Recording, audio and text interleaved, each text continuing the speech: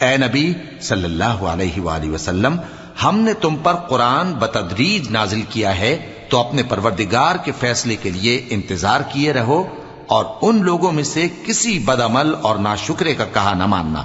اور صبح و شام اپنے پروردگار کا نام لیتے رہو، اور رات کو بڑی دیر تک اس کے آگے سجدے کرو اور اس کی پاکی بیان کرتے رہو۔ یہ لوگ دنیا کو دوست رکھتے ہیں اور قیامت کے بھاری دن کو پس پشت چھوڑے دیتے ہیں۔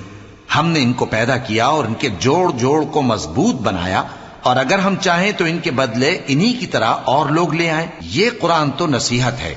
جو چاہے اپنے پروردگار کی طرف پہنچنے کا راستہ اختیار کر لے، اور تم کچھ بھی نہیں چاہ سکتے مگر جو اللہ کو منظور ہو۔